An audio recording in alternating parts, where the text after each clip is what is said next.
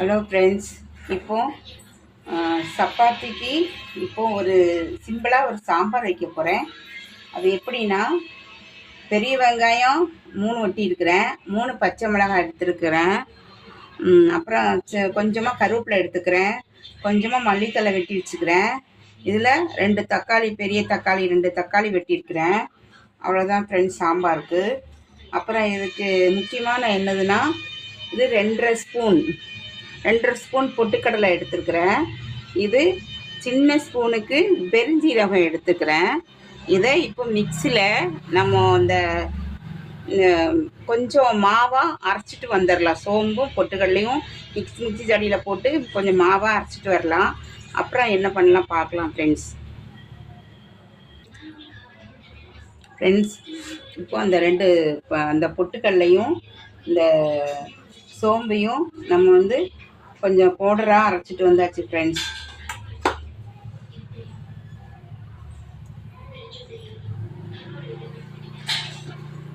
இப்போ இதை தண்ணி விட்டு கரைச்சிக்கலாம் ஃப்ரெண்ட்ஸ்.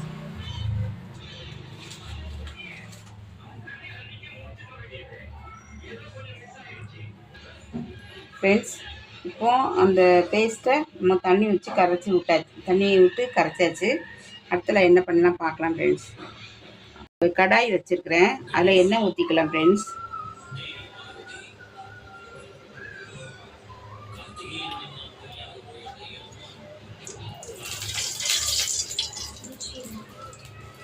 ஒரு குட்டி ஸ்பூன்னால 4 ஸ்பூன் எண்ணெய் ஊற்றுறேன், ஆனால் 2 ஸ்பூனு தான் அளவு வரும் ஃப்ரெண்ட்ஸ்.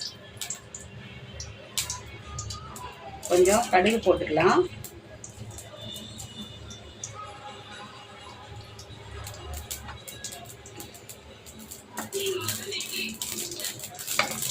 கருவேப்பிலை போட்டுக்கலாம். பச்சை மிளகாய் வெங்காயம் போட்டுக்கலாம்.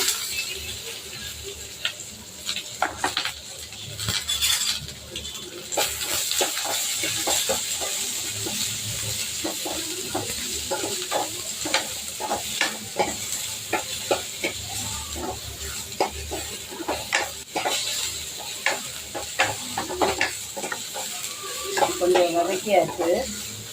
இதில் நம்ம தக்காளி ஆட் பண்ணிக்கலாம்.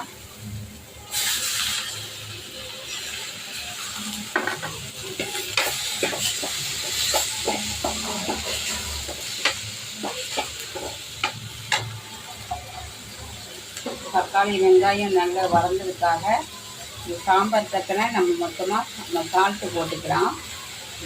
காணலைன்னா மறுபடியும் போட்டுக்கலாம்.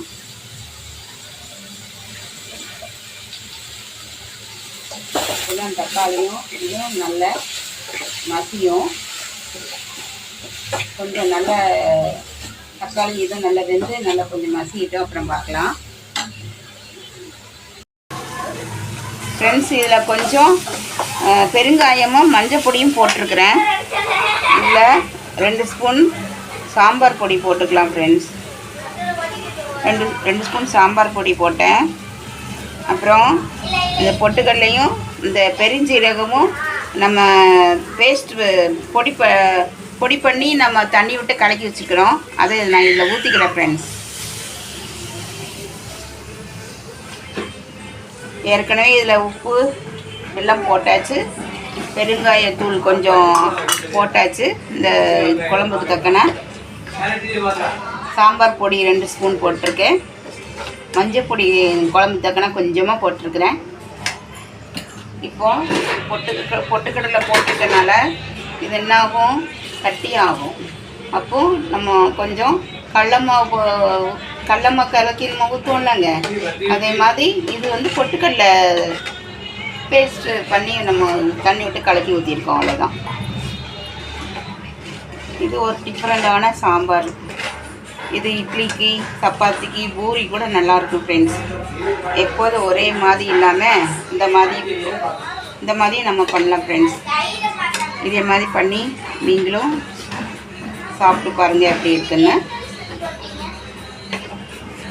இப்போது இது நல்லா கொதிக்கட்டும்.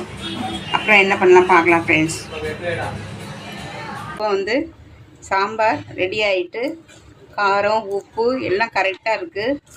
இதுக்கு பருப்பு எதுவுமே கிடையாது, தேங்காய் எதுவுமே கிடையாது ஃப்ரெண்ட்ஸ். வெறும் பொட்டுக்கல்லையும் இந்த பெருஞ்சீரகம் மட்டும்தான் திரித்து ஆட் பண்ணியிருக்கிறேன். இப்போ இதில் மல்லித்தூள் வெட்டி வச்சுருக்கிறேன், அதை ஆட் பண்ணிக்கலாம். இன்றைக்கி எங்கள் வீட்டில் சப்பாத்தி, அதனால் சப்பாத்திக்கு ஏற்றால நான் வந்து சப்பாத்திக்கு நான் சிம்பிளாக ஒரு சாம்பார் வச்சுருக்கேன் ஃப்ரெண்ட்ஸ்.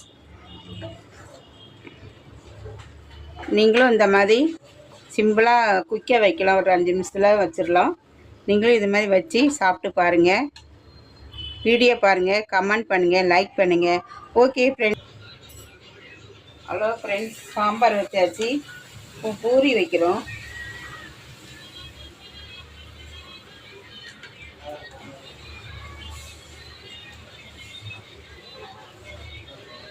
இந்த பூரிக்கும் சாம்பாருக்கும் செமையாக இருக்கும்.